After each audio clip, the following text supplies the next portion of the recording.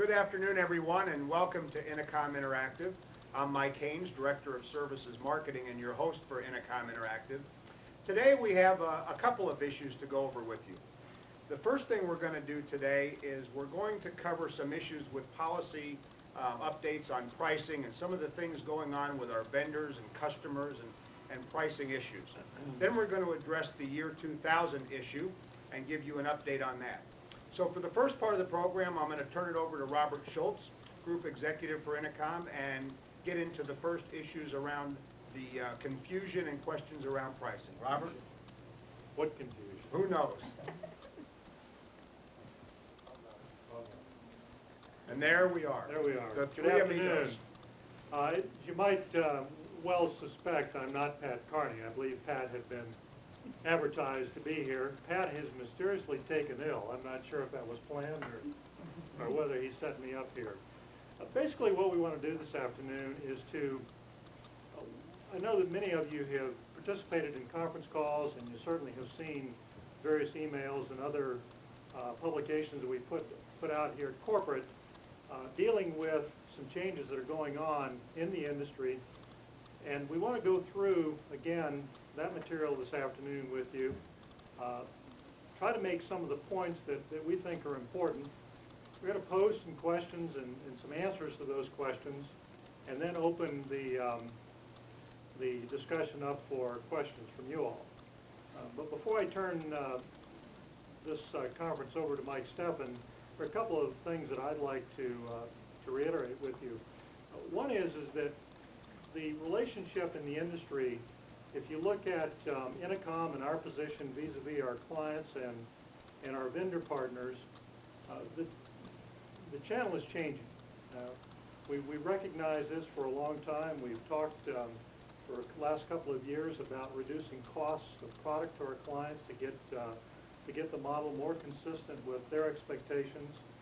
We've talked about how we do that in terms of the investments that we're making in our distribution logistics capabilities. And of course, the manufacturers play a large role in this. And in today's world, the manufacturers have just come to the realization that we have to take costs out of the system. And the new terms and conditions that we've announced to you or described to you in previous communications are being driven by the manufacturers with our support, and ultimately, we believe, with our client support. And the ultimate objective here is to take costs of the product out of the system, and that means reduce the inventories that we're all carrying in the system to something less than 14 days. So that really is what is behind the changes that we're working through. Yes. So that's the motivation behind the announcement that we've made. So Mike Steffen is going to describe to you just in summary form those changes that we're making, and then we'll segue back into a discussion of what they mean to our clients, and then ultimately how we want to communicate to the clients. So Mike? Okay, well, thanks, Robert. The changes are fairly simple, and you've probably all seen the emails that have gone out, as well as I believe there's been a publication sent out to each of the branches. And it essentially is that we've added some additional stock codes in the system to cover the new terms and conditions of the products that we're acquiring from initially from HP and now from Compaq and IBM. With HP, they came out with some products a few months ago that basically said that they were what they called at that time the E models or economy models, and they said, we're going to price these cheaper than the A models that were in the system, but you're also not going to be allowed to return any of this product to HP once you acquire it, and there are no price protections on this product, or in this case it was 2 weeks worth of price protection. That all worked pretty well, but what obviously happened very quickly was that we stopped selling all of the A models, and the customers were starting to migrate towards the T models. They also put their channel assembly models into that program, and so there was the channel assembly as well as the T models in there, the E models. Now they're called T models, and basically HP is moving all of their product lines over the next few months to the T model terms and conditions, if you will, essentially getting away from the A models, although we'll see the A models in the system probably for the next few months. Compaq has followed suit. They're announcing some changes. They've actually changed some of our terms and conditions as of the 1st of May. There's another announcement coming through on Friday, tomorrow, with some additional product lines that are being added to that. Essentially, Compaq is going from a 4-week price protection program down to a 2-week, almost emulating what HP did a few months ago. That means that you'll see a lot of the Compaq products in the system over time go from A-stock codes to the G-stock codes, which are the new stock codes for the channel, for the limited terms and conditions.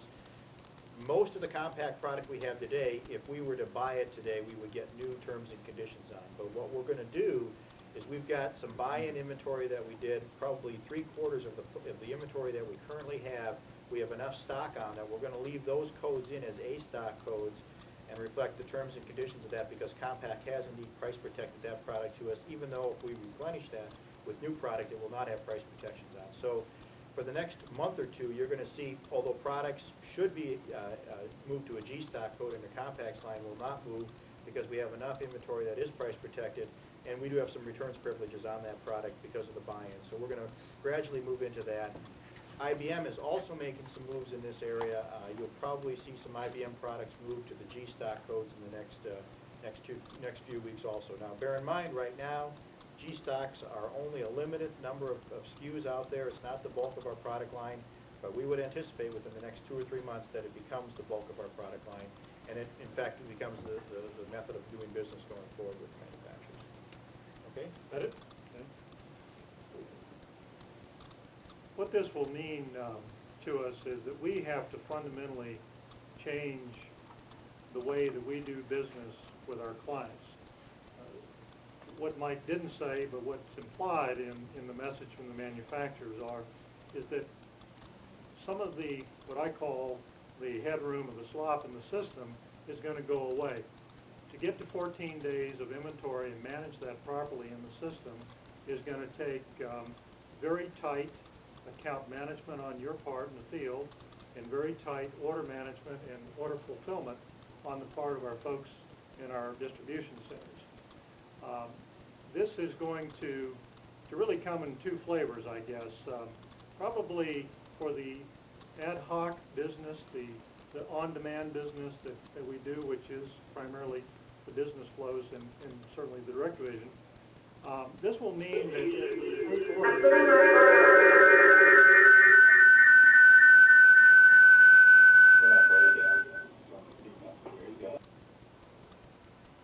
this means that as we deal with our clients and take orders for product, that we're going to be doing pricing of that product and determining the pricing to the client at the time of order entry. Because given we only have 14 days here to operate in, that is going to determine the price to the client. I don't think that will make a fundamental difference to most of the ways we do business out there, but we do have to be cognizant of that. We do have to manage the order queue with much more discipline than we have in the past. And the good news in all of this is that all of our competitors, the distributors, all of the direct guys are in exactly the same boat that we're in.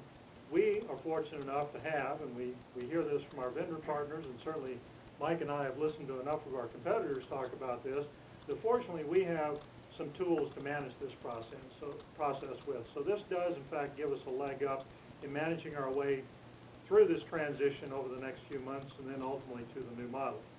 So in the day-to-day business, we're just asking you all to be much more cognizant of how we're getting orders in, taking orders, making sure all the other disciplines that we've asked you to do for years apply, and that's we're putting orders in with hard purchase orders, and that the client is committed to taking it. Because we do have to take the slop out of it.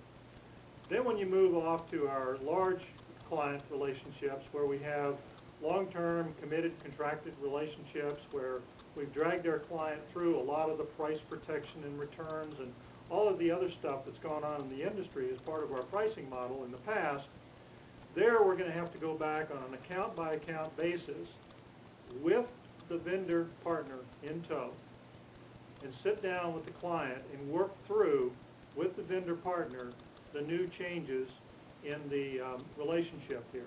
We don't expect you all to go out and do it on your own. However, we do expect that as salespeople, you're going to go out and get proactive on this. But again, and we'll work with you on this, but again, we expect this to be an Inacom, vendor partner, and large account discussion. But we are looking for you all in the field to take the initiative to let's go out and get proactive with those clients. And having said that, we played this through the Strategic Account Management Council meeting last week, I believe, and they had asked if there were some questions that we ought to be planning in the marketplace or in the channel. I know Mike and others have been asked if there's a way that we could write letters to our clients from, I don't know, maybe Bill Fairfield or myself explaining all this, and we certainly have taken that under advisement, and it's our belief in looking at what's going on here that for the bulk of our business, you folks ought to be able to handle that. That's the transaction business. And that for those large accounts, since the relationship is unique on an account-by-account basis, we're not sure what we would say in such a letter. It's best that that's done by you folks in the selling organization with our help. So I just wanted to kind of answer that question. We have taken a shot at posing some questions, and we'll go through those here in a minute, but as you'll notice, they're very generic, but at least it stimulates some discussion points with the client. So if we want to, we need to back up to the first slide here. So the first question that we see here is, why are the manufacturers changing the way we do business? Well, we've talked about that. Your clients have asked, you've asked, our direct competitors, the Gateways and Dells of the world, have forced the need to take cost out of the system. So that's why this is going on. We have got to find a way to make this channel much more efficient, and where we are today is taking costs out of a lot of the back-end processes that go on between us and the manufacturers. Okay? The next question that came along was, how will our clients, what will our clients immediately see with these new changes? Well, if you think about it for a minute, and for those of you that have been through the client advocacy training that's going on as we speak, and think about the model that we're asking you to sell with vis-a-vis Dell, what's happening here is we're going to lower the cost of the computer. So this will be a lowered cost of the product to the customer. What they're going to see, though, is they're going to see some of the other costs broken out. So the client is going to have to decide, or we're going to have to decide with the client, what other costs we want to put back in terms of managing 60 days of inventory if that's what the client requires. But this will, in fact, result in a lower cost of the product to our clients, if you just focus on the client part. What does this mean for our clients? Well, it means that for those clients that are what I call demand clients that place orders with us or have near-term scheduled rollouts or near-term need for the product and it's business as usual, this in fact will translate to lower costs. For those clients who require, or we jointly think it requires, long-term rollout management, held product, 60 days of inventory, all the variations that we enjoy with those clients, they may not see lower cost of product. When you add in some of the other costs of managing the inventory or holding product or doing those kinds of things. We don't think it'll mean a higher cost of product, but they may not see the lower cost. And this is back to the advocacy model where when you identify where those costs are and you load them back into the model, they're on top of the underlying product cost, they may see some variation in cost around that. We still think this is a compelling story vis-a-vis the direct model. The other question that we are asked to plant, how will you all see these changes? Well, as Mike made reference to a while ago, certainly with HP, now with Compaq, soon to be others, you will begin to see changes in pricing in the system. And those will be reflected in the system that you work with.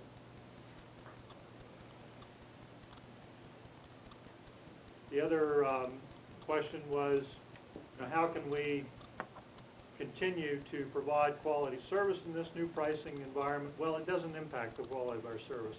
The client still enjoys the same level of service that he's always gotten from us. We're taking advantage of our system's capability to fundamentally unbundle the cost of distribution here. You can think about this again as procurement as a service. This is allowing us to unbundle those costs and to apply those costs back where they have value to the client. And again, I'd ask you to remember that all of our competitors are in exactly the same position here. This is not Inacom wrestling with this issue. This is the whole industry. Are there any restrictions on this new pricing environment? Well, again, as I said before, in order for us to make this work and to deal in our vendors' new environment of 14 days of inventory, it's going to require that our order process be firmed up, that we're taking firm orders, and we're committing the price at time of order entry. Okay? And that any other additional costs that go in providing product to the customer becomes an Inacom expense, and we've got to make sure that those costs are covered in the value proposition to our clients. We cannot expect that the vendor is going to cover this stuff through slop in the system. Is the ordering system going to change? Well, no. It's the same system we use today. We think that our order entry, order management, distribution linkages there give us a distinctive advantage in managing through this process, certainly vis-a-vis our competitors, while still meeting the needs of our clients to manage the order flow. So I think that fundamentally the change here is around the pricing components in the new model. And the last question that we were asked to address is, does this really benefit the clients in the long run? Absolutely yes. Clients have been asking, get parity with the direct model, break out the costs, and help us make a decision based on where the value elements are in this relationship. We're being forced in some cases by manufacturers to do this, but we've all known for a long time that we had to do something like this in the channel. So this, in fact, over the long haul, will provide significant benefit to the client. So those are really the questions that certainly the SAM Council asked us to pose. Another issue that's come up in a number of the conference calls that I've been at, and it really deals with the channel and how the structure is going to change going forward. And I think one of the revealing things here is if you look at one of the recent articles in CRN where Doug Antone from Ingram Alliance, the president of Ingram Alliance, made a comment that says the resellers will no longer take product. Now that's a bold statement. It doesn't happen overnight. But what it does say is that the model that we've been operating on as a direct side from Inacom and those that Advanced our Intex have been operating on, we have centralized distribution, configuration, delivery to the client's desktop. That is where the industry is going to shift going forward. And it's important to understand that I think we've probably got a window of opportunity now why some of our, say, our regional players out there that buy through two-tier distribution are going to have to struggle with how they change their processes. We've already got a process in place that really allows us to manage this thing. So I think we've got some competitive advantages out there that if we can move fairly quickly, we have a message to talk to our customers about, that this does significantly impact the two-tier process. It's not as much an impact, or it's a manageable impact on our current processes from a corporate or a branch standpoint. Absolutely. There's no question that as we work through these changes in the channel, that the relationship between the ultimate client and the manufacturer of the product is going to get shortened. What that means, in my judgment, and I think you just said it, is that the folks who play in two-tier, these are our large regional competitors, many of our large reseller partners, are going to be at a distinctive disadvantage in this model, and I believe it's going to help drive consolidation in the channel. But so this is certainly, we think, a competitive advantage vis-a-vis a lot of the players that we've been involved in before. So again, I think in summary of my message to you all, let's dig into this and understand it, try to understand, reread the materials that have been sent to you, dig into it, understand it, and I'm asking you all to manage through this with your accounts as account relationship folks.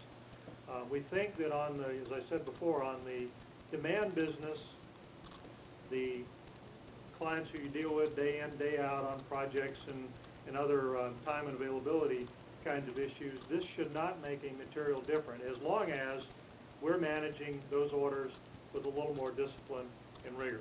So it shouldn't make a material difference there. They should, in fact, see price decrease, which we've all been looking for.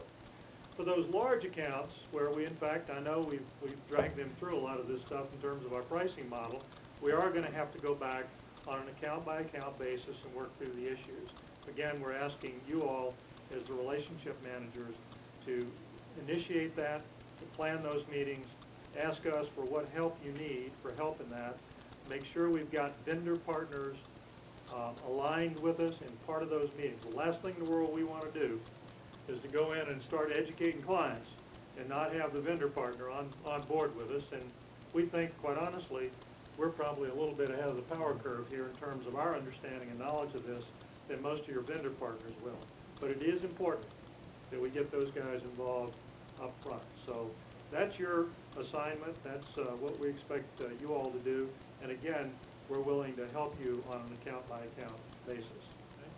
Okay? Anything else you want to add to this? We get some questions. Certainly turn it over to you all for questions, and we'll try to field as many as we can.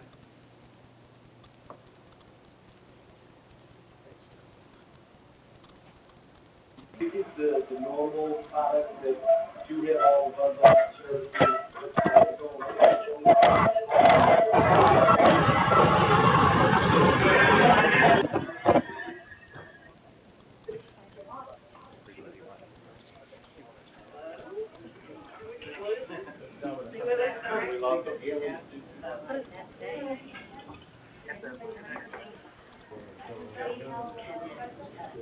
Thanks, everyone at once. Question at once. Everybody talk. How do we want to handle this? And just mute their system unless they're asking a question. Yeah, could you, all of you, mute your system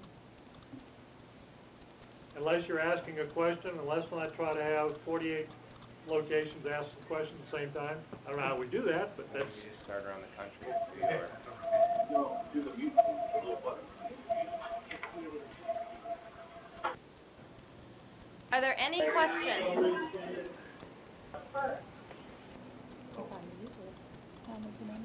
Problem.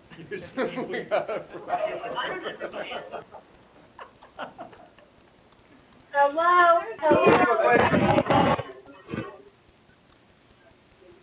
Go ahead, we can hear you.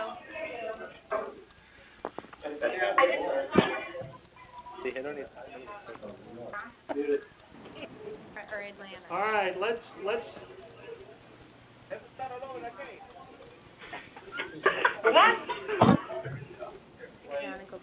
Get serious, okay?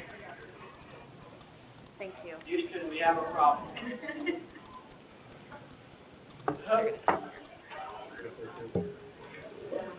Go.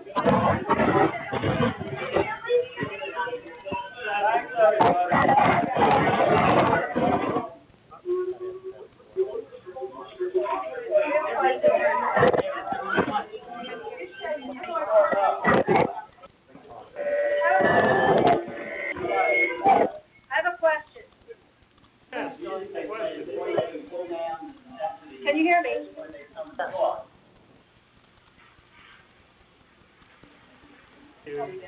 Hello, I have a question. Yeah, My question is on canceled orders and returns. I didn't hear a discussion on that piece of it, and it was addressed in the documentation that we just received. Could you expand a little bit? I find that to be something that may cause a lot of client concern. The numbers that we see in product, I'll take returns first rather than 1% of the product that we send out to the on the direct side return to us. Hopefully a manageable going forward. The way we've looked at this is typically in the past when product has been returned to us, if it's not been opened or configured or whatever, then you get the current price in the system when it comes back. That still will be how we will handle it unless there's been a price decrease in the system. Then obviously you get that price as opposed to the purchase price of the product. We'll have to work through any customer issues that may bring up, but again, a return product is typically less than 1%. I don't expect that number to go up any, so we should be able to manage through that. The other piece of this is the canceled product, and again, Robert alluded to, we aren't going to take the system down in terms of committing product, holding product. putting futures orders in, all the pegged and held line item features that we have in the system. But that being said, we can't sit here and hold product for a month for a customer and then have that order be canceled and then have a price issue on that particular product. So what we've said is we're going to leave all the options and the features in the system, but we want to price the product at the time the order is entered. Now, if the order is canceled, that means that we'll have to look at what price we're going to credit the branch back with when the order is canceled. And that'll have to be done internally. In other words, the order to be canceled, you have to call up and cancel. They have somebody in our customer service group cancel that order for you. There's not a clean process to do that today, but that's probably the only option we have. Obviously, we can't have orders being canceled simply because the price went down and now they want to order product at a new price. That's the dilemma we're in, and the only solution is we have to work through it on a case-by-case basis.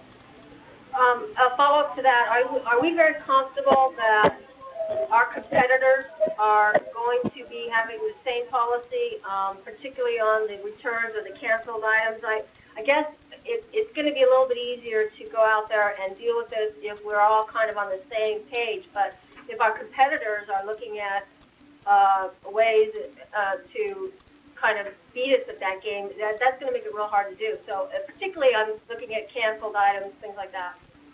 Absolutely agree 100%. First of all, we have to understand that this is only on the stock, on the G and the J stock codes, not on the H and everything else. So it's a small subset of what we're talking about here. But absolutely right. And Robert and I have been at some meetings lately with our relevant competitors. I think Tauscher was the one that made the statement that he personally is out there talking to a lot of his largest customers about this very issue and telling those customers that the rules have changed. The customers ask us to be very competitive in price. Most of the big deal numbers are going down at, a couple of points or whatever, as opposed to 10 points 2 or 3 years ago. The reason is because we've been getting all these luxuries from the manufacturers and not having to eat any of these issues. Well, the manufacturers are pulling that capability from us to get more competitive in the price, and as a result, we have to pass on those additional costs of doing business to our customers. And we think that certainly on the company-owned side, the Intexes, the Vanstars, the Compucoms, not sure about GE, I'm not sure where they play into these things, but that our relevant competitors who have been at the same meetings that Robert and I have been at are all saying the same thing. We've got to get out in front of our customers, explain to them what's going on, and then work through these issues. Now, I agree with when anybody would make a comment that says our customer, if they want to cancel it, they're going to cancel it, we have to learn how to work through that. And I agree. It may not be that the customer ends up paying for that cancellation, that we have to do it internally, but somehow we've got to get the message across that there are real costs involved when that happens, and we have to be able to, first of all, minimize that from happening, and then when it does, we have to figure out how we're going to work through the situation. And again, the only solution that we have is to do it on a case-by-case basis. I realize that there are a lot of changes to orders, changes to line items, changes to quantity. All these things come into play. The fact is that you place an order for 10 items and one isn't in stock and it never comes in, and that means you got to cancel the other 9. All these things are real live issues, and we understand that. But on the other hand, as Robert said, we have to get to 2 weeks worth of inventory, and I can't get to 2 weeks worth of inventory if I'm holding $100 or $200 million worth of product in a commit bucket that's never going to move out or won't move out for 4 or 5 weeks. So we're kind of caught between we want to work with our customers and be good business partners and hold product and configure orders and do all the things they want us to do for them to offload them from them having to do that, to buffer them from all these changes. But at the end of the day, the fact of the matter is, if my terms and conditions say I can only have 2 weeks worth of inventory, and to get there, we've got to make sure we're not holding product and canceling orders and those types of things. I expand on that for a minute. Let me expand on that for a minute. You look at our direct competitors, the Vanstars, their return on revenues in hardware is less than ours. So they really have no ability at all to do anything other than fall in line with this. They're operating under the same T's and C's with the manufacturers that we are. So we fully expect, as Mike said, we've been in meetings where Tauscher and McKenna and the folks who run these businesses have taken absolutely the same position on this that we have. In the reseller side of the business, this is fundamentally going to change their model. The resellers are going to be stretched in being able to operate in their traditional model of bringing product into the back office of their individual locations and holding it there and then hoping to move it on. So I think from a reseller point of view, it's going to absolutely call that model into question. The last point I would make on this topic is that to the extent that we in the past have been using the flexibility of the system, if you will, the ability to cancel orders, the reason for doing business with Inacom is we've got all this flexibility and we're willing to do all these things for you, the client. Some of that stuff we're going to have to tighten down on. We just cannot set the expectation with clients that they can change their mind on a whim and not have it cost somebody, because this model is fundamentally going to change our ability to do some of that stuff. Can I ask one? I have a follow-up question if you don't mind. Different subject. We talked about a 2-week, you're talking about a 2-week inventory stock, and I know we're trying to get closer to Dell and the way they do business, but one of the issues with Dell that I hear a lot out in the field is they don't have product available when the client needs it. From your side, from the corporate side, what are we doing to ensure that at least the 2-week stock, am I going to be able to get product? Question, and that's certainly the question we're asking ourselves too. I mean, we all talk a good game about tightening down on our logistics and changing the pipeline and going to things like channel assembly and all the things we think are going to help us get to 2 weeks worth of inventory and manage to that level. The real question is, can we do that? Now, we think we've got some of the tool sets in place to start managing to that level. Quite frankly, the reason that I've got 8 weeks of inventory has nothing to do with how my customers are ordering or how the field is placing orders or managing the orders. It has everything to do with the manufacturer saying, hey, it's end of quarter, we got too much inventory, we got to make some numbers, open up your floodgates. And in fact, you know, I would tell you that I could be running right now and have the same fill rates we have with about 3 to 4 weeks worth of inventory without changing anything else if I didn't have the buy-ins that are going on right now. So to answer your question, you know, we're in a situation in terms of inventory for other reasons also, which is, you know, people trying to make quarterly numbers. We do believe that we can have the same type, we can improve our fill rates with things like channel assembly, all the modeling that has been done and whatnot. That's why we're really pushing towards the channel assembly thing. That will not be fully implemented with all of our manufacturers until the 3rd or the 4th quarter of this year. We've got to work between now and then to make sure that we continue that we improve our fill rates and that we take our inventory down at the same time. And that's kind of the challenge. Obviously, a Compaq and IBM or HP, if they start losing market share because the channel doesn't have the product to meet their needs, they're going to have to reevaluate whether this program can be effective or not. So this isn't a black and white deal that says today we're going to 2 weeks and that's the way we're going to hold it. If indeed we as a channel, that would be, say, both Inacom and Compaq find out that we can't run today at 2 weeks of inventory because we haven't enabled things like channel assembly yet, then we're probably going to have to continue with more inventory here, say a 3 or 4 week supply. But again, the goal is to try to get down to 2 weeks because that's kind of the magic number in terms of if you're at 2 weeks of inventory, you eliminate things like price protections, which is a big, big expense in terms of the manufacturers right now. And so that's the goal, that's the drive. Again, we're not sitting here saying we're going to hold it to that. If we can't make our customer commitments, we're going to have to look at that process. I have a question.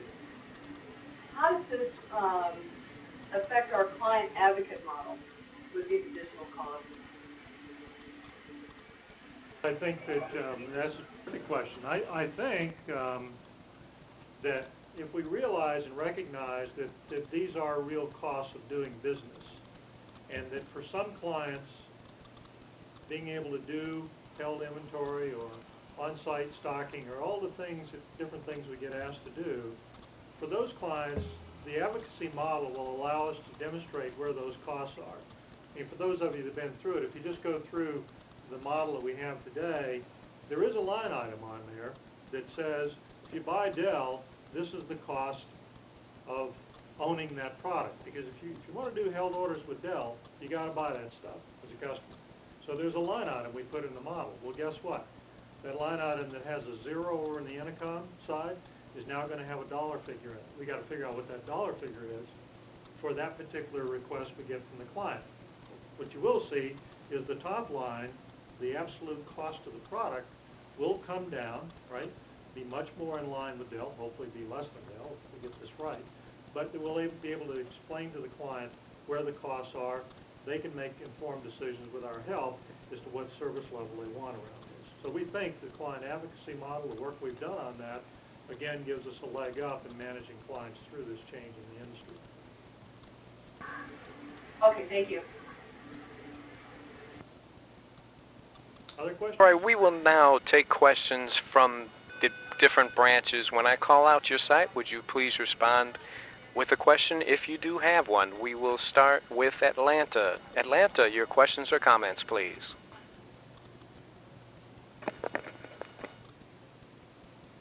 No questions. Yep, we do have questions. Can you hear me? Great. We can hear you fine, Atlanta. Go ahead. Will this affect the T's and C's as outlined in our letter of understanding that we have with our customers today? And is that going to be revised by corporate? Pam, what letter are you talking about?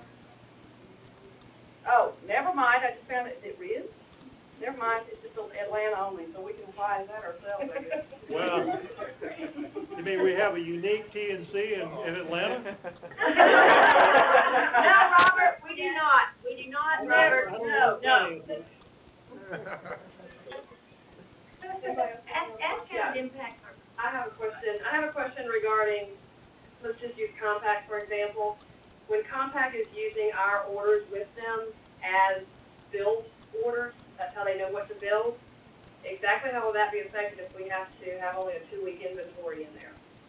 Well, we're certainly still allowing future orders to go into the system, so there's a way of, with a SunTrust as an example, to put the demand in as a future order, and Compaq, we can pass that future order to Compaq, and they can look at that as in terms of their, in their case, the CTO products that they're going to do. In fact, all line items, all orders that go into the system, regardless of the date, Compaq can see. We're not saying you can't put orders in for 2 months out or 3 months out. It's just a matter of when it gets within that 2-week window, then it becomes a firm order, a committed order, and that's when the cancellation can't happen and the change to the order and that kind of stuff. But up until then, you can put the orders in the system that far out, and the manufacturer can see those orders.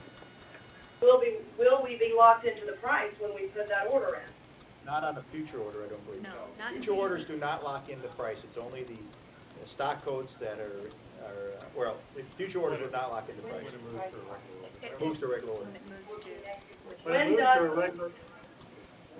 When does that price lock on a future order? A held line item? Well, the price locks 14 days from the 14 days out from the requested ship date is when it locks, unless there's a held line item, and then that held line item would lock in price at the time it's held. So if you're physically holding product, that's when it locks in. If we use future orders for forecasting and the product should happen to come in, how are the fees going to be associated with that? Currently the product comes in 15 days, then 30 days, the different fees change. Is that fee structure going to change for large accounts, strategic accounts? Well, I'm not sure. If we're bringing product in for future orders, it's because purchasing's decided to bring that product in because of some communication with the manufacturer that says, look, we better start stocking up on this, that we can't, we want to bring that product in early. I mean, as far as we're looking at it, it's on the corporate. It's corporate's decision is to bring that product in early, and therefore that wouldn't affect any fees out to the branch or ultimately out to the customer if we're deciding to move that product early. And we will have those discussions with folks like Compaq and IBM and whatnot, where they decide, look, here's the roll-up for this particular customer, and we want to start building that product today and have you sit on it for the next 30 to 60 days simply because it works in their MRP schedule to do that. Does that answer your question? I'm not... Answers mine. Okay. Thank you, Atlanta. Do you have any further questions at this time? Yeah, one more question. Is Inacom passing along the same terms and conditions to the customer or to us that we are getting from the manufacturers? Are they matching? Are they the same?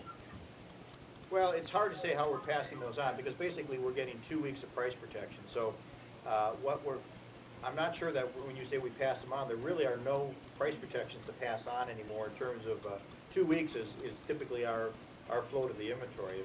Is that your question? Are we giving the customers 2 weeks of price protection?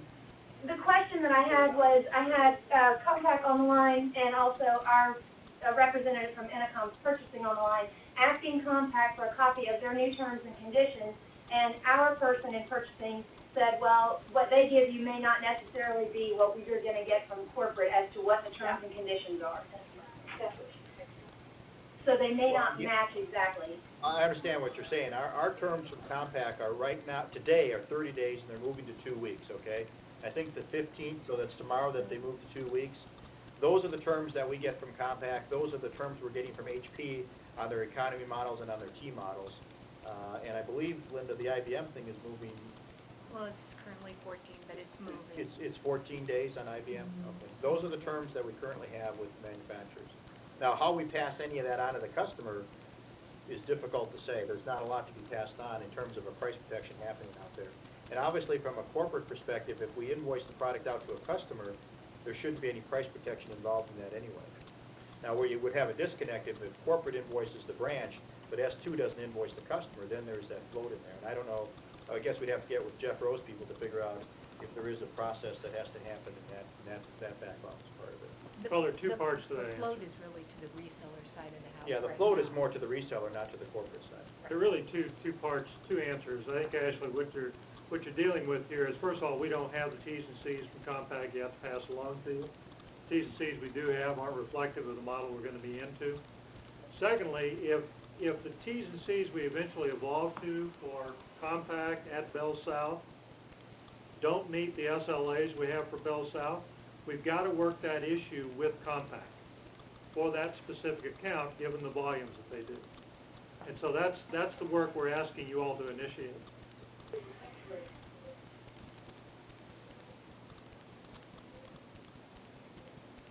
Thanks. Right? How is this going to affect the rebate processing for those top customers? Shouldn't impact it at all.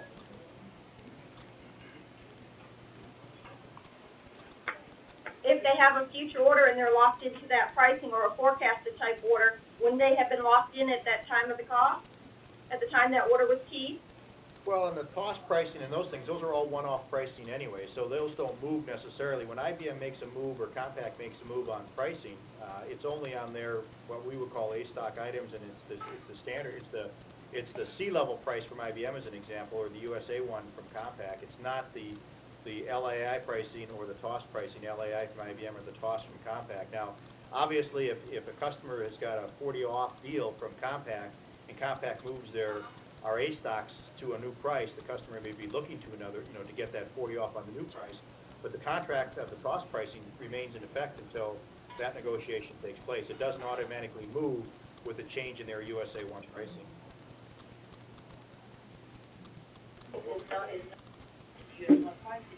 Right.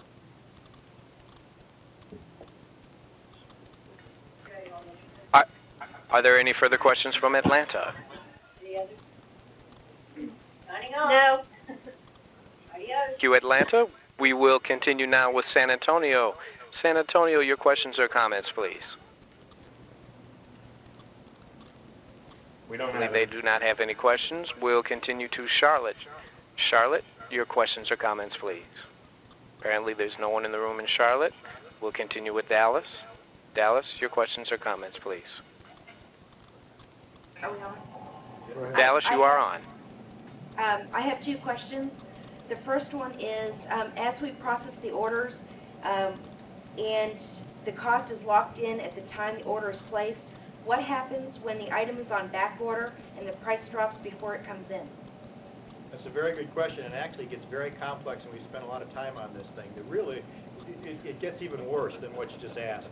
Let's take as an example, you place an order for 50 of some, a line item, 50, you want 50 of some line item, right? Some SKU. Let's say I got 20 in stock, so 30 go on back order and we ship 20, right? 20 go out at the current price. Now let's say I get 10 a week in on that back order. So the first week I get 10 in and I ship them out to you. The next week I get 10 in and I ship it out to you. And then finally I complete the order 3 weeks out with another order of 10. Now if the price changed in the middle of that someplace, how do we know what price, what I actually paid for the product I shipped you and when I shipped it to you? In other words, did the price change on the first order of 10 that I shipped out or on the last order of 10 in terms of my replenishment back in? And the answer is today we don't know specifically because it's by line item. We don't know by line item when the price changed on those things. We have IS writing a program to give us that information. Hopefully that program will be done in the next few weeks. That's what we're being told. If that's the case, then we'll be able to come back and give you credit for that or have customer service go in and adjust the last shipment of the line items if they get notified that this thing has happened on that particular order. But currently, the only way to do that is through a manual process, the field watching the orders as that happens and doing that. Now, there's another way to do this, I believe, and that would be to split the order so that when the first order for 50 comes in and you realize you're only going to get 30 on that order, is to split that 30 off to one order and leave the others sitting there and try to split orders as it comes through so that you can manage you can see the paper flow and we can see a costing on that as we receive that product in. That's not a good answer. I understand that. It's a very cumbersome process. Hopefully down the road we'll have an IS process that can automate that so that we automatically pass you the right costs, because we understand it's not the customer's fault that the price changed. It's simply that we didn't have the product in stock, okay? So we're working through that issue. I understand it's manual. It won't be easy for the next 30 days or so until we get the IS queries in place that we can do this. Once that happens, we should be able to automate the process and get on with doing business. But it's obvious, it's one of the things we spend a lot of time on and don't have a good answer for. Second question, is there someone that we can email with specific questions after this conference? Two people. I think you could either do Jethro or Linda Viberg, depending upon, well, either one of those, and maybe you want to email both. Well, yeah, do that. I mean, if you have questions, either email to Linda with a copy to Jeff or vice versa, just so that they're both working with the same data. This is Jeff. I guess I would represent that there will be a series of conferences and teleconferences and a series of communications that will continue to come after this video conference, and that certainly from an operational administration perspective will provide some more clarity. However, we want to be sure that there's internally how we manage the process, and we'll be real clear on that, and then how we communicate that to the client needs to be interpreted on a client-by-client basis. Thank you, Dallas. We will now continue with Englewood. Englewood, your questions or comments, please. Apparently there's no one in the room. We will continue with... Oh, there is. Yeah, Go ahead, Englewood. No, we don't have any questions. Thank you, Englewood. We will now continue with Malvern. Malvern, your questions or comments, please. Questions, thank you. Thank you, Malvern. We'll continue with the Omaha branch Manny's office. Are there any questions from there?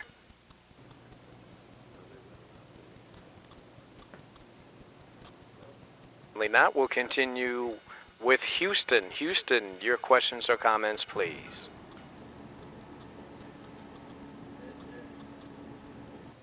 No questions in Houston. We'll continue with St. Louis.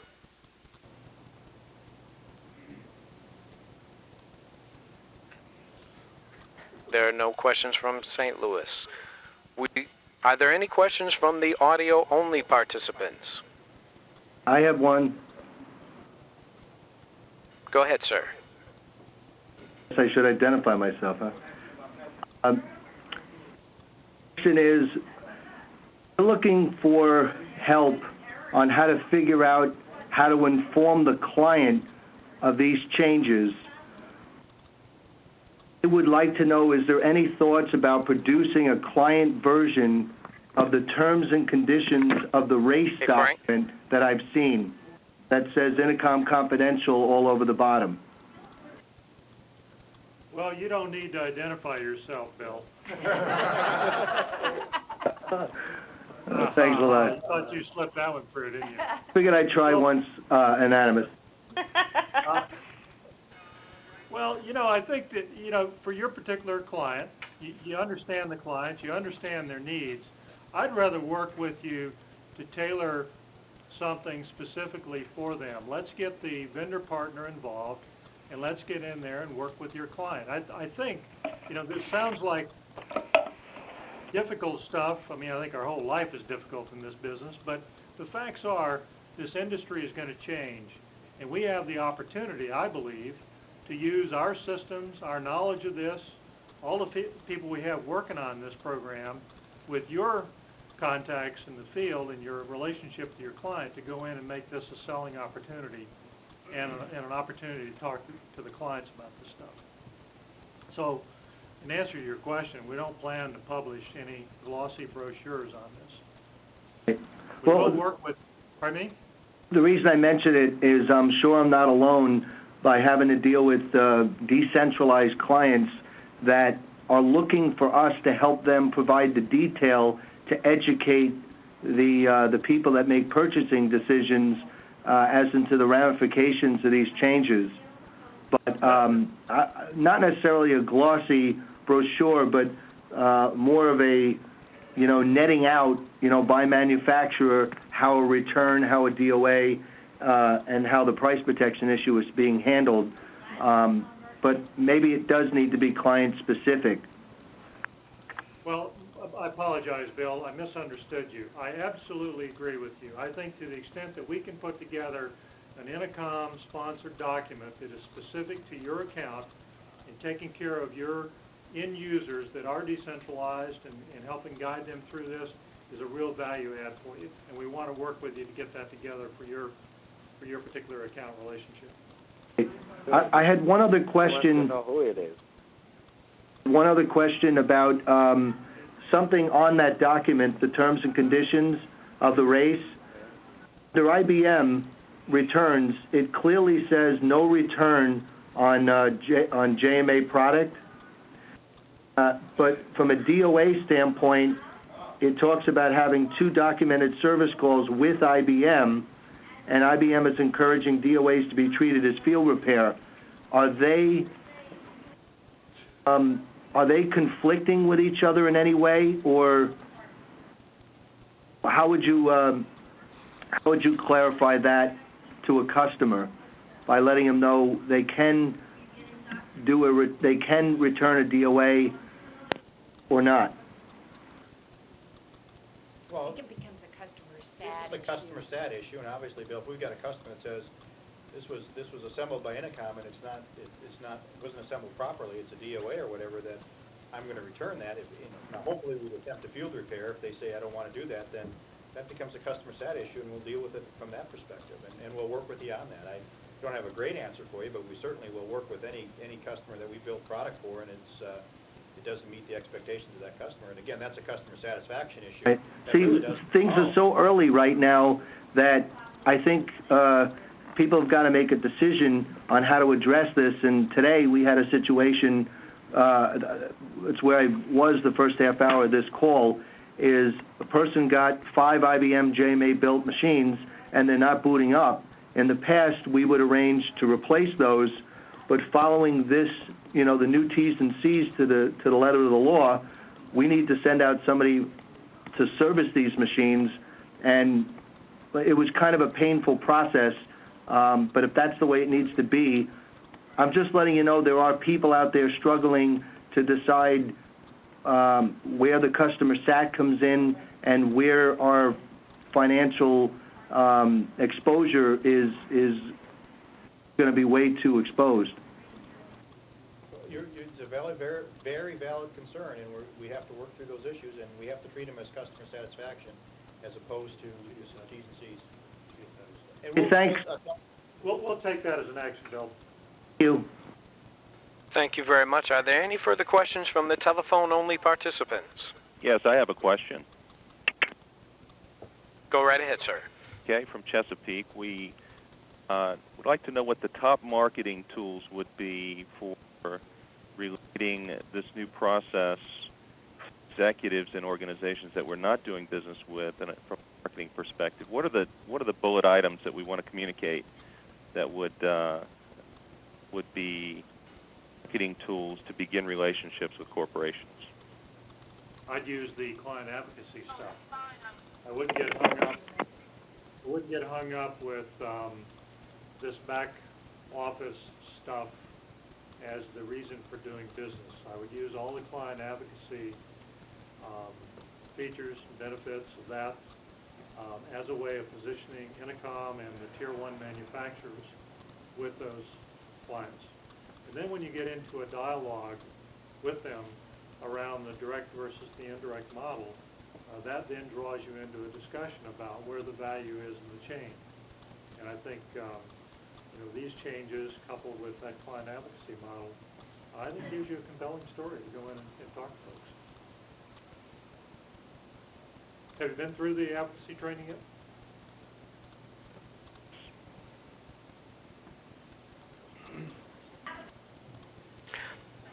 Thank you. Are there any further questions from the telephone-only participants? Yes, Greensboro has a question specific to JMA and special rollout projects with large numbers of systems. In the field, we're managing a specific SKU, custom-built SKU. Corporate manages the miscellaneous pieces associated with that SKU, which could be used across 6 or 7 or a dozen different products. Are we to manage that aspect of it as well, or are we going to rely on corporate to do that? That's a corporate responsibility, I think, to manage that. We will probably, as we get further on down the line in terms of the JMA process, start to commit more and more products to customer-specific builds.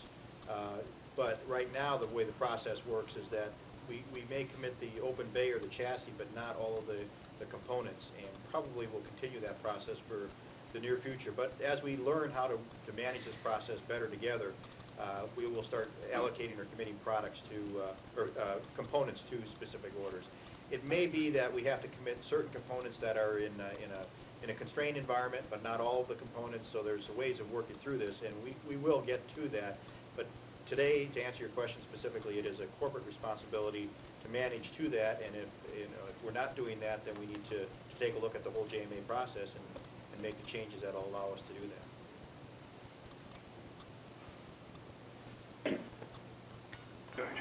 Q, are there any further questions from the telephone-only participants? I'm very concerned still about the places like the PC Connection and those kinds of places where customers can order stuff and return it if they don't like it. I have a particular customer that will order something that's brand new, and 9 times out of 10 they'll keep it, but there's always the one chance that they don't, and they're used to being able to send it back even if they have to pay a restocking fee. And it's my understanding now that they won't be able to return some of those items at all. Well, again, it's PC Connection can make the decision to take this stuff back and sell it themselves and liquidate it on the open market. What's happening here is Compaq is saying you can't take this stuff back and then send it back to Compaq or to HP or to IBM. And so again, if we decide to do a customer satisfaction return, we have to figure out as Inacom how we're going to pay for that, because we will not be able to send that back to the manufacturer. And again, at PC Connection, in fact, their name came up in a number of these business meetings that I've been at lately in terms of the amount of product coming back and not being able to perfect DOA warranty in the field. One of their concerns was, how do we do this? And the response back to them was from the manufacturer, from the OEM, that's not something that the OEM is going to address. That PC Connection specifically has to figure out their cost model now has to consider the fact that they can't repair these things in the field, and they have to start charging more for their products because their costs to liquidate are going to be there as opposed to Inacom's cost to repair in the field. So hopefully they'll have to factor that into their model pretty soon. If they don't, they're going to have a bigger issue in terms of profitability within the next few months if they take these things back. Thank you. Hello, this is Pittsburgh. Ask a question? Go ahead, Pittsburgh. Okay. This is operational. If we have an order that does get canceled, the customer entered it, and 3 days later he calls and says, I don't want it. Does the branch get billed if the price has dropped? Potentially. It depends upon whether or not we have price protection on that. Just because the customer placed an order doesn't mean that there's a cost to Inacom as a result of that. The only time the branch is going to see a bill on this thing, as far as I'm concerned, and I think since I control a lot of that invoicing out, I guess that's where it'll be, is that if we in fact incurred an actual cost as a result of this. I would tell you that 99 times out of 100, that's probably not the case. Either it's not a G-stock code, or we had price protection on that change because the product didn't invoice from us, it was just ordered. So it's still in our inventory. It's hopefully less than the 2 weeks of inventory because we're managing to a 2-week supply, and therefore there is no penalty to cancel that order. Obviously, we want to work with you on that. Depends on if the product's on the road for the manufacturer. Obviously, there's some in-transit product issues and all that kind of stuff, but at the end of the day, we're going to work with you, and hopefully we can manage to a process that says it doesn't become punitive for customers that are trying to place orders, trying to work with us, and then have a change of heart, and therefore somebody's got to pay some money on it. Again, we want to work these issues through. We want to manage to a level where we never have to have a problem like this. On the other hand, if we have a normal run rate of 10 per month, and somebody orders 100 and we bring those 100 in, we really probably will have a cost when that order gets canceled. So there are a lot of nuances to this thing we want to work through. Again, it's our intent to try not to have to pass on these costs, but if we do, that's where it'll end up.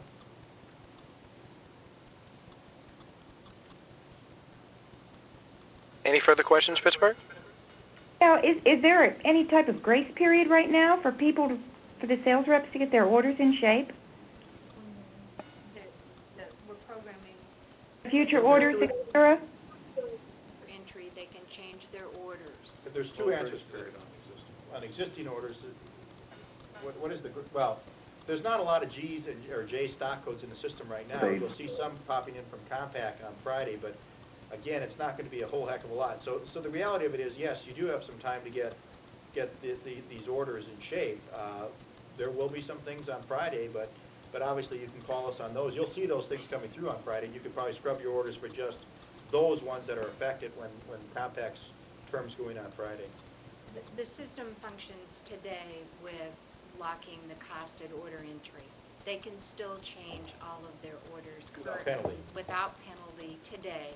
In the future, when the programming gets done, it's the first day of order entry we will allow any changes. The second When's day. that going to be? What are we talking about? From Borchers, a couple of weeks. Yeah. So you got a couple of weeks to get your orders in shape. Start placing in the orders on J's and D's. They'll be in shape day one.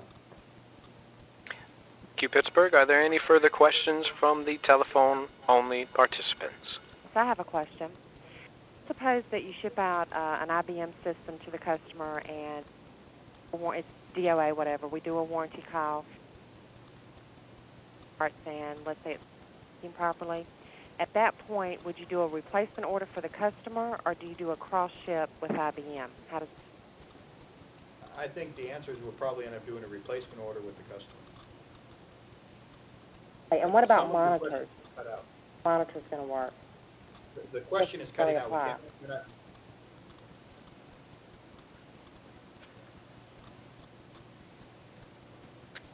We lost most of that. I'm sorry, are there any further questions from the telephone-only participants? I had one more question. Are you with me? Go ahead. Great. W stock code product, which looking at a lot of that product to be some of the older, let's say IBM and Compaq product, is that going to be subject to the new or still fall under the old terms and conditions? As of yesterday, it was going to fall under the new, but then I made a decision yesterday afternoon after talking to a customer that we were not going to move the W's into that, because W really is a stock code that says it's going to be withdrawn, but it's not withdrawn yet. It's just a heads up that it's going to happen. Now, that doesn't mean that the G stock codes are going to go to a W and then not be withdrawn. So it's only the A stocks that default to a W that will not be affected. The initial documentation that you saw said W stock codes would be under the new T's and C's. What we realized is all we're really doing with W's is giving the field a heads up that's happening, so therefore we should not change those codes. Essentially, those are still A stock code items. They have not gone to the X stock code. So, Bill, to answer your question and to give you a little pump here to Robert, that's a very good question, very astute, and attaboy, Bill. Attaboy, Bill. Oh, thank you. Attaboy. Thank you. Are there any further questions from the telephone-only participants? Apparently not. We'll continue now with Omaha Branch. Your questions or comments, please. No questions. I continue with Morrisville. Morrisville, do you have any questions or comments?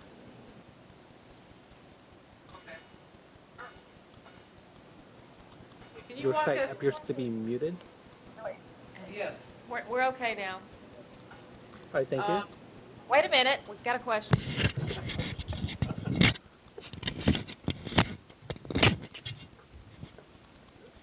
Can you walk us through the process where we're doing a large-scale deployment over an 18-month period, and we have an SLA in place to deliver a number of machines? I know, Robert, you had said work with the manufacturer to make sure, and the customer to make sure we get the T's and C's. Do we work with the individual at corporate that if it's IBM, it's Linda Viberg, so on and so forth. So really, the product people that can set the SLAs in place and make sure that Swedesboro can keep up. Diane, what I meant there was, we need to go and work, first of all, you're gonna need help from corporate on some of this stuff. But what I would like, since most of these big rollouts and these big customer engagements have our field vendor people involved, we need to get them involved with us in managing through these SLAs with the clients. So as an example, if Compaq decides they want to make an exception or help fund this or do whatever it takes to keep that SLA on track, we want Compaq in the field involved with us on that. That's what that means. That help? Yes. Okay. Thanks. We'd definitely be getting the procurement directors for the various manufacturers involved in any kind of a large-scale rollout. There's no question that we can go back to the manufacturer, to a Compaq or an IBM or an HP and say, look, you want to build these things in some sort of a uniform fashion. You're not going to do 10 a day for us. You want to do 1,000 once a month or something like that. So we can work with the manufacturer for those large-scale rollouts and bring the product in early so that we make sure we have enough to fulfill. But there again, back to Robert's point, that's a conversation that we need to have on all those large customers with the manufacturers. And we'll do that for you, with you, and make sure that we can roll these things through. Great. Conference calls currently, almost all IBM and Compaq TAS accounts, they do a weekly conference call. There is as Linda Viberg just pointed out, there's a weekly conference call with our manufacturers, with our purchasing folks to discuss all these large accounts. So this is not something that we have to start up. This is something we're doing today, and we've already talked to the manufacturers about this, and they agree that they'll work with us on these issues, okay? So, again, but we need to be on top of this. It's a good question. We need to be addressing that as we roll through these things and not let the thing slip for 30 days before we get involved with that.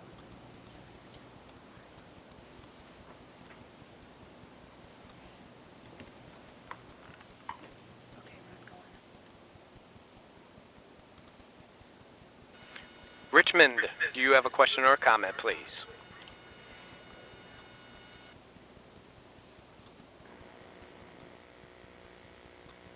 No questions in Richmond. Thank you, Richmond. We'll continue with Wichita. Wichita, do you have a question or comment? Nothing from Wichita? Yeah, we're here. Do you have a question or comment?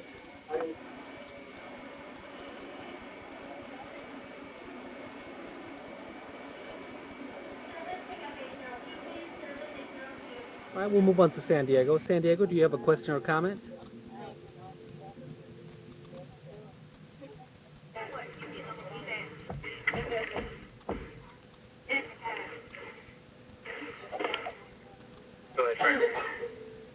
All right, we do have a second Englewood location. Englewood, do you have a question or comment? Yes, we do. Welcome to Denver. Our question, Robert, is what is your understanding of the communication to the vendor community, primarily HP, Compaq, and IBM? The folks that we spoke to, the feet on the street, it's not necessarily common knowledge from what we figured out. What's your understanding of how that's being communicated at the vendor community? Understanding is the same. There's no surprise that our partners on the street is informed about the stuff. You got a major account that you help in, you got to start educating them.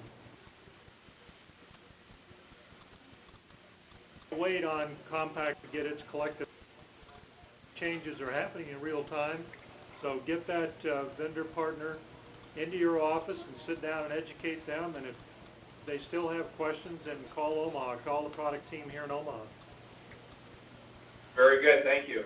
And they can also call our, as an example, the IBM team. They can, if it's an IBM rep in Denver, they can call Bob Burles and his team, the IBM team here in Omaha, or they can get a hold of the Compaq team, you know, the Compaq's representatives, or HP, they can call Dave Wand or his team and start getting educated. I can guarantee you that you will have a lot more information than those vendor teams will have for the next year. There are programs that are major programs that have been out there for 2 or 3 years, and their account teams still aren't up to speed on those things. So this is not going to happen very easily for these manufacturers because they do not seem to have a good mechanism for getting their own sales group up to speed.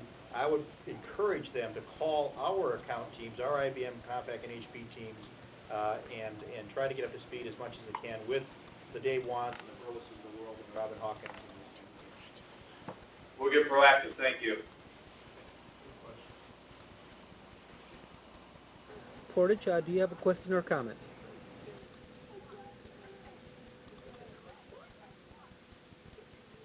Will this be covered in client advocacy training class?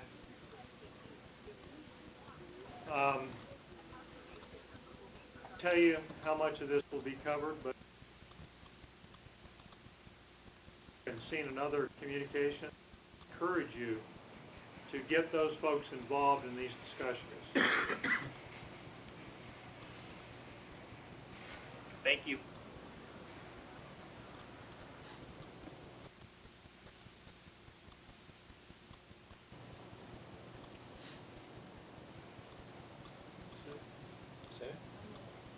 Troy, do you have a question or comment?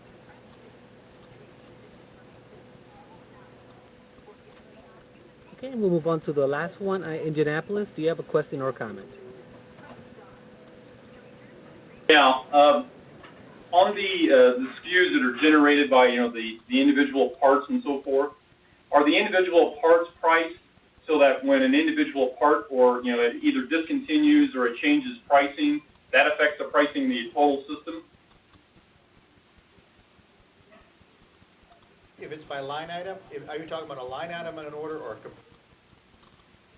Yeah, a component of a JMA bill. So, for instance, if you create a SKU from a certain number of parts, one part discontinues or changes price, that affects the entire SKU, does it not? The answer is with IBM, it probably IBM is solution.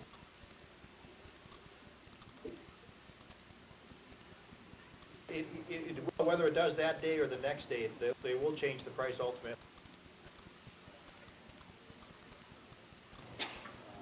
So that would Are we also getting to a model basically where the customer can just go and choose the chassis, the processor, the hard drive, the video card, whatever they want, and like a smorgasbord? Or is it we still kind of like JMA and IBM where there's specific SKUs with specific parts and they can't make up their own system? Moving towards the parts where you what brand it is, what form factor that brand does. So you want memory, hard. HP program is moving in that direction. Compaq will probably launch with that.